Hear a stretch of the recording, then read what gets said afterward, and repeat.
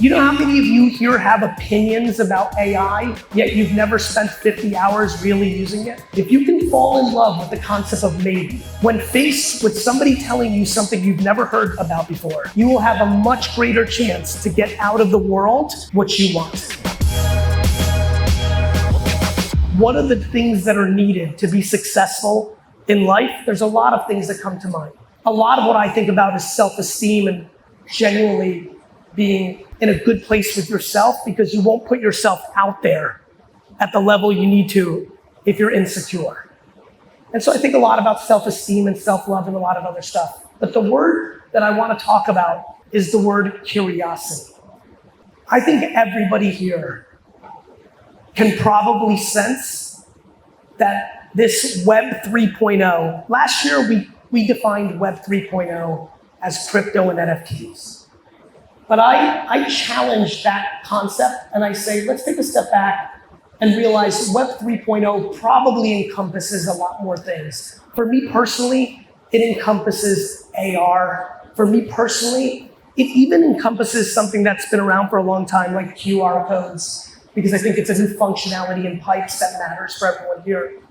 It definitely involves VR, and we know that. And it clearly involves AI, which is going to be such a big deal. We, me included, we're very stuck in what we're doing right now.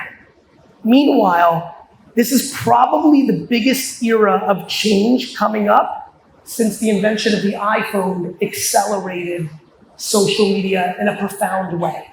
I have a feeling that a lot of people here, you're not sure exactly every aspect, none of us are, but I have a feeling everybody can feel here that the next 20 years, shit's gonna look a little bit different.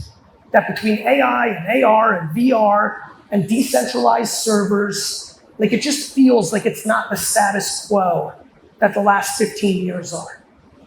In that will be some of the biggest opportunities that you will ever see in your entire life. In 1997 and 1998, every internet company that went public was worth $1 billion with zero revenue. All of those stocks collapsed. But it didn't mean that the internet was not going to be one of the biggest inventions of our time. That's just blockchain. That's not even mentioning what's going on in AI. And in the last year, everybody here has been affected and blown away by Jasper or Midjourney or ChatGPT. All of us have tasted real AI, not fake AI like we were for the last 7 years. And it really caught everyone's attention. These things are going to converge together at scale. And so I ask all of you, please do not leave this conference without asking yourself, how curious are you? You know how many of you here have opinions about AI, yet you've never spent 50 hours really using it? You know how many people here have opinions about everything that's going on in new technology, yet it's because your friend told you or you read 2 articles? You didn't have the curiosity to go all in. You lead with no, sometimes you lead with yes, but very few lead with maybe.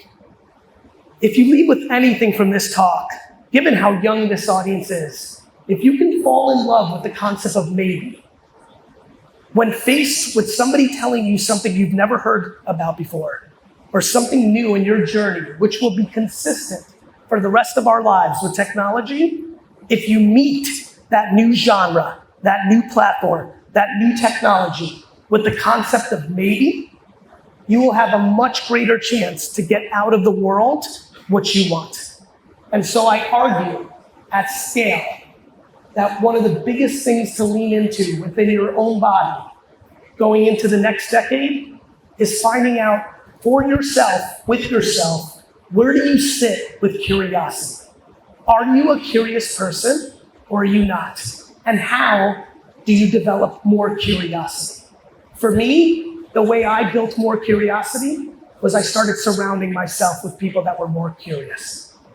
And so I challenge you to really think about this because it will really matter.